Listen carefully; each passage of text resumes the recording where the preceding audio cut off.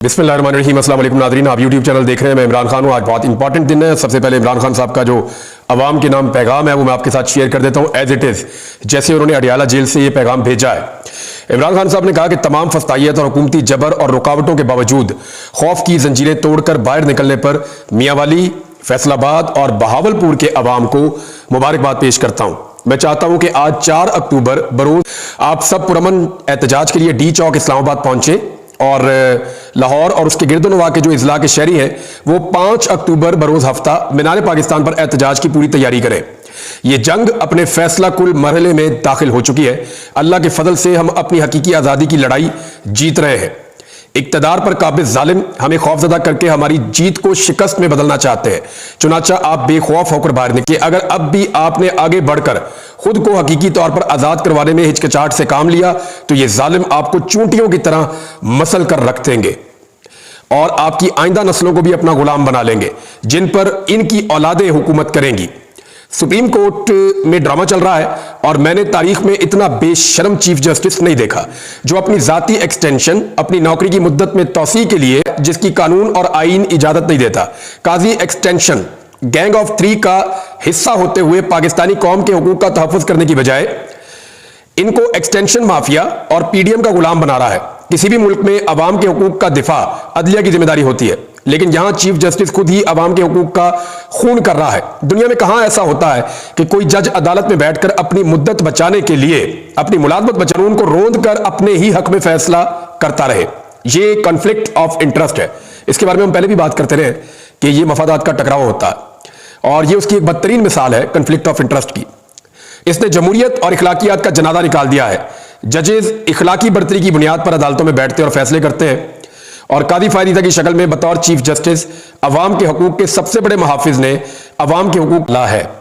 General Jilani की गोद में पलने वाले ने चुप का रोजा तोड़ा है और पाकिस्तान के बाशऊर अवाम को भेड़ बकरियां करार दिया। ये नवाज शरीफ का कह रहे हैं। नवाज शरीफ ने पाकिस्तानी अवाम को भेड़ और बकरियों से तशबीह दी है, तो इमरान खान साहब भी उसके ऊपर प्रोटेस्ट कर रहे हैं। पाकिस्तान भर के सहाफियों ने, पाकिस्तान भर के अवाम ने, उन्होंने ये कहा कि मियां साहब, जो आपके पीछे आंखें बंद करके बिरयानी की प्लेट के पीछे चल रहे हैं, कीमे वाले नान के पीछे आपके पीछे आ रहे हैं, या जिन एमएनएस को ये पता ही नहीं है कि आईनी तरमीम के अंदर, और वो जाकर बैठ के वहां असेंबली के अंदर अपनी बारी का इंतजार कर रहे हैं कि हम हुकूमत के हक में वोट डालेंगे। भेड़ बकरियां तो वो है जिन्हें पता ही नहीं कि वो करने क्या जा रहे हैं। एक आम पाकिस्तानी जब निकलता है वोट डालने के लिए तो वो घर से फैसला करके निकलता है कि उसने नवाज शरीफ को वोट डालना है या इमरान खान को डालना है, तो वो भेड़ बकरी नहीं हो सकता, वो अपना फैसला कर रहा है। ये जो एमएनए जिसको आप ले गए, जिससे आपने वोट लेना, उसको तो पता ही नहीं है कि वो वोट किस चीज में डालने जा रहा है। आइन का उन्होंने तरमीम का मुसव्वदा ही नहीं पढ़ा हुआ। उन्हें मियां साहब आपके पीछे चलती हैं। अभी लोग जो है वो बाशऊर हो गए। एस्टेब्लिशमेंट की मदद से हमेशा इक्तदार में आने, ये इमरान खान साहब कह रहे हैं कि एस्टेब्लिशमेंट की मदद से हमेशा इक्तदार में आने वाले की नजर में जमहूरियत का मतलब हमेशा बूट को इज्जत देना ही होता है। इसे क्या मालूम कि बाशऊर अवाम और उनके वोट का तकद्दुस क्या है। अवाम अच्छी तरह जानते हैं कि तुम 2 मरतबा डील करके बैरून मुल्क भाग गए थे और जेल गए तो तुमने वहां रो रो के सारे टिश्यू पेपर ही खत्म कर दिए। इतना जानते हैं कि मेरे जैसी जेल तो तुमने एक दिन भी नहीं गुजारी। या तो बीमारी का बहाना बनाकर अस्पताल के बेड पर लेटे रहे, या फिर 5 स्टार सहूलियात के साथ किसी सरकारी मेहमान खाने में बैठकर माफिया और एनआरओ की भीख मांगते रहे। अब अवाम बाशऊर हो चुके हैं और तुम्हारा असली चेहरा इन पर बेनकाब हो चुका है। लंदन प्लान के मुताबिक इस इलेक्शन में तुम्हारी जमात ने 20 सीटें तक नहीं जीती। प्लान के मुताबिक तुम्हें धोखा देकर खुद कप्तान बन गया और तुम्हें 12वां खिलाड़ी बना दिया। रेलू कटा। मैं वफाकी हुकूमत की जानिब से अपने गुलाम आईजी खैबर पख्तूनख्वा के जरिए सूबाई हुकूमत की मर्जी और इजाजत के बगैर अमन जरगे पर हमले और पुरतशद्दुद कार्रवाई की शदीद अल्फाज में मुजम्मत करता हूं। आईजी के जरिए वफाकी हुकूमत का यह इकदाम सूबाई उमूर में खुली मुदाखलत और सूबाई खुद मुख्तारी पर खुला हमला है। का हम एक्चुअली कहते हैं हम पीटीएम का रहे हैं, लेकिन वो है कौमी जरगा है। कौमी अमन जरगा होने जा रहा है खैबर पख्तूनख्वा में। ये बहुत बड़ा जरगा है। पूरे पाकिस्तान से जो पश्तून कबाइल है वो वहां पे आ रहे हैं, स्पेशली खैबर पख्तूनख्वा से और बलूचिस्तान से, और बहुत बड़ी तादाद में लोग उसमें मौजूद हैं। अदालत में जब ये केस गया तो अदालत ने पुलिस से पूछा, चीफ सेक्रेटरी से पूछा कि जनाब ये क्या शेलिंग वेलिंग हो रही है, क्यों कर रहे हैं आप, इन्हें क्यों परेशान कर रहे हैं। मंजूर पश्तीन साहब ने एक मैसेज भी जारी किया है, ये हम कहना किसी और जमात का है, ना किसी पार्टी का यहां पे झंडा आ रहा है, ये तो अमन जरगा है और पूरे खैबर पख्तूनख्वा से लोग आ रहे हैं और 30,000 के करीब अमायदीन हैं, सरदार हैं, मुख्तलिफ मुशीरान हैं, जो काबिल एहतराम लोग हैं खैबर पख्तूनख्वा के, वो सारे इकट्ठे हो रहे हैं और इसकी तैयारी कई महीनों से चल रही है। तो हुकूमत क्यों बार बार इसके ऊपर पुरतशद्दुद कार्रवाइयां करती है। तो इमरान खान साहब ने कहा हमने नहीं किया और उन्होंने ये कहा कि उनके आईजी ने वफाकी हुकूमत की मर्जी के खिलाफ जाकर यह ऑपरेशन किया है और इसको उन्होंने कहा, मैं इसकी शदीद अल्फाज में मजम्मत करता हूं। और आईजी के जरिए वफाकी हुकूमत का यह इकदाम सूबाई उमूर में खुली मुदाखलत और सूबाई खुद मुख्तारी पर खुला हमला है। अपनी आज़ादी के लिए जद्दोजहद करना बेहतरीन जहाद है। अल्लाह ताला ने इंसान को आज़ाद पैदा किया है और अपनी आज़ादी के लिए कोशिश करना अल्लाह के नज़दीक पसंदीदा तरीन अमल है। इसी वजह से आज़ादी की खातिर लड़ने वालों को शहीद का आला तरीन दर्जा दिया गया है और शहीद ऊंचा होता है। तारीख गवाह है कि वो कौमें जिन्होंने गुलामी को कबूल किया वो कभी तरक्की याफ्ता नहीं हुई। इस वक्त हम अपनी आज़ादी की तहरीक में हैं जिसके लिए कुर्बानियों की ज़रूरत है। मैं इस आज़ादी की तहरीक के लिए अपनी जान भी कुर्बान करने के लिए तैयार हूं। मैं अपने लोगों और अपना मुल्क छोड़कर कहीं नहीं जाऊंगा। मैं तो यही मुल्क में हूं, जितनी मर्जी सख्ती कर ले या जो चाहे सजा दे दे। मैं हमेशा अपनी और अपनी कौम की आज़ादी के लिए, फलस्तीनी अपनी आज़ादी की खातिर हर रोज जानों की कुर्बानियां पेश कर रहे हैं। मैं भी हर सख्ती के लिए तैयार हूं। इसलिए मैं अपनी कौम को पैगाम देना चाहता हूं कि आप भी अपनी आज़ादी के लिए किसी भी किस्म की कुर्बानी से घबराएं मत और इससे पीछे मत हटे। आज़ादी आपका हक है और आपकी इस जद्दोजहद, इन कुर्बानियों से अल्लाह ताला भी आपसे राजी होगा। हमारे मुल्क में जमहूरियत और कानून की हुक्मरानी बिल्कुल खत्म हो चुकी है, जिसके हुसूल के लिए होगी। अल्लाह हम सब का हामी और नासिर हो। पाकिस्तान जिंदाबाद। ये जी इमरान खान साहब का एक पैगाम था और उसके बाद जो सिचुएशन है वो मैं आपको बता देता हूं। इस वक्त की जो लेटेस्ट सूरत हाल है, मैं ये वीडियो रिकॉर्ड कर रहा हूं जिस वक्त तो तकरीबन 1 बजे के आसपास का टाइम है, दोपहर का।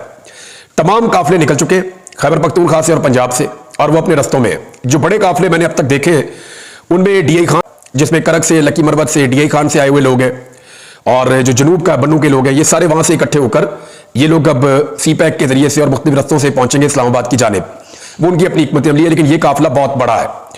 एक काफिला जो काफी बड़ा है वो आ रहा है हजारा से, एबटाबाद, मानसेरा और हजारा डिवीजन से जो लोग इकट्ठे हो रहे हैं और रस्ते में भी इनको लोग ज्वाइन कर रहे हैं हरिपुर से, बाकी जगहों से। तो ये काफिला भी निकल चुका है, इसमें बहुत बड़ी तादाद में लोग। मालाकंड से निकला है और ये भी खासा तगड़ा काफिला है।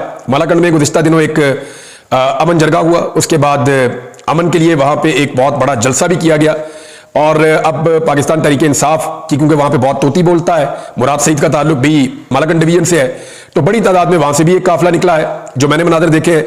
और चौथा जो है वो स्वाबी में इकट्ठा हो रहा है, वो मॉब जो चारसद्दा से, पेशावर से और दूसरी जगहों से लोग आ रहे हैं। पे स्वाबी के मुकाम पे इकट्ठे होंगे। DI खान वाले थोड़ा आगे निकल जाएंगे, इसी तरह जो हजारा वाले हैं उनका रूट भी थोड़ा आगे से आकर निकलेगा।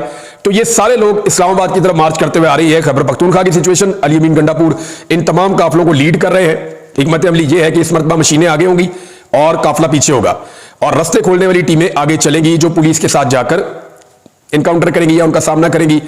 अब अगर रुकावटें हटानी है तो पुलिस से तो मदद करेगी। इस पे अली अमीन गंडापुर का एक बड़ा सख्त स्टेटमेंट भी आया। पहले एक स्टेटमेंट जो है वो आया था मोहसिन नकवी साहब का और अब एक स्टेटमेंट जो है वो अली अमीन गंडापुर साहब का आया। तो मैं दोनों आपको बता दूंगा, लेकिन खैबर पख्तूनख्वा के तमाम काफिले इस वक्त रस्ते में हैं। वो जा रहे हैं D चौक की तरफ। रावलपिंडी और इस्लामाबाद से अब इक्का दुक्का इतलात आना शुरू हो गई है। लोगों ने असेंबल होना शुरू कर दिया है, बाहर निकलना शुरू कर दिया है और लोग बढ़ रहे हैं D चौक की जानिब। हालांकि तमाम रस्ते सील हैं, वो तो वहीं से निकलेंगे और मुजामत का सिलसिला शुरू हो चुका है। कई जगहों से रिपोर्ट हो रहा है कि पुलिस को कारकुनों ने टफ टाइम देना शुरू कर दिया है। जबकि इस जो पंजाब से काफिले आ रहे हैं उनके लिए भी बहुत कड़ी रुकावटें हैं। GT रोड पे, मोटरवे पे हर जगह से कोशिश की जा रही है कि रोका जाए। तमाम शहरों से निकलने वाले रास्ते बंद किए जा रहे हैं।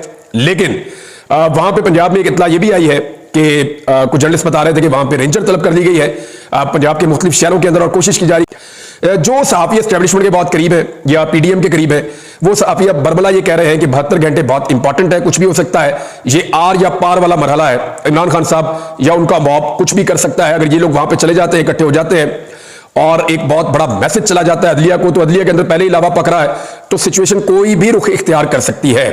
बहरहाल सब लोग इस वक्त बढ़ रहे हैं इस्लामाबाद की जानिब। लेकिन दूसरी जानिब मैं आपको ये बताऊं कि पुलिस के जो सोर्सेज है वो ये बता रहे हैं कि जितनी मुश्किल में इस वक्त पुलिस है कोई भी नहीं है और पुलिस की मदद के लिए दीगर लोगों को बुलाया गया है। बहुत सारे लोग पुलिस की यूनिफॉर्म में ऐसे मौजूद होंगे जो शायद पुलिस वाले नहीं हैं और ये क्लेम मैं नहीं कर रहा, ये पाकिस्तान तहरीक इंसाफ के सोर्सेज कर रहे हैं। वो भी ये बता रहे हैं कि जनाब पुलिस के अंदर तो अब सकत नहीं है। जितनी लड़ाई उन्होंने लड़ी है, तहरीक इंसाफ के कारकुनों को उन्होंने मारा है, जितनी उन्होंने गिरफ्तारियां की हैं या जिस लेवल पे वो ले गए इस मामले को, अब पेमेंट होती है। वैसे भी हमारे पुलिस वाले जो है वो एवरेज पुरानी 90s की भर्ती हैं। ज्यादातर पुलिस वाले जो है वो 40-50 साल उम्र के हैं, 50 साल के आसपास के हैं, तो उनका उतना स्टेमिना भी नहीं होता बेचारों का। लेकिन उनसे ओवर ड्यूटियां उनकी ली जा रही हैं, उनकी कैपेसिटी से ज्यादा उनसे काम लिया जा रहा है। तो पुलिस की बॉडी लैंग्वेज को इतनी पॉजिटिव नहीं है, इसीलिए दूसरी लॉ एनफोर्समेंट को बुलाया गया है और उनमें कुछ सादा कपड़ों वाले लोग भी हैं, कुछ दीगर लोग भी हैं। तो अब देखना यह है कि वो क्या पाकिस्तान, क्योंकि इनकी ट्रेनिंग नहीं होती ना, देखें पुलिस की ये ट्रेनिंग होती, पुलिस उतना टॉर्चर करना जानती है जिसमें जानी नुकसान ना हो, लेकिन जो बाकी लॉ एनफोर्समेंट है उनकी ये ट्रेनिंग नहीं होती, उनको सिर्फ बंदूक चलाने की ट्रेनिंग होती है, वो पब्लिक डीलिंग में उतने ट्रेन नहीं होते, तो वहां पर फिर नुकसान होने का अंदेशा हो जाता है। इसीलिए आपको पता है कि हमेशा ये कोशिश की जाती है कि जो लॉ एनफोर्समेंट फोर्सेज हैं पुलिस के अलावा, उनमें से कोई भी बराह रास्त अवाम के सामने ना आए, क्योंकि जब वो अवाम के सामने आएंगे तो उन्हें लाठीचार्ज की या बाकी चीजों की तरबियत नहीं है, तो उनकी जो तरबियत है फिर वो उसके मुताबिक चलते हैं, तो नुकसान से बचने की हमेशा कोशिश की जाती है। लेकिन आज के बारे में मैं आपको कुछ कह नहीं सकता, और काफिले निकले हुए हैं, पुलिस की सिचुएशन मैंने आपको बता दी। अब जरा आप सुन लें कि गंडापुर साहब, अली अमीन गंडापुर ने कहा जी मुझे चाहे 2 दिन लग जाए, मैं डी चौक पहुंचूंगा, मैं वापस नहीं जाऊंगा।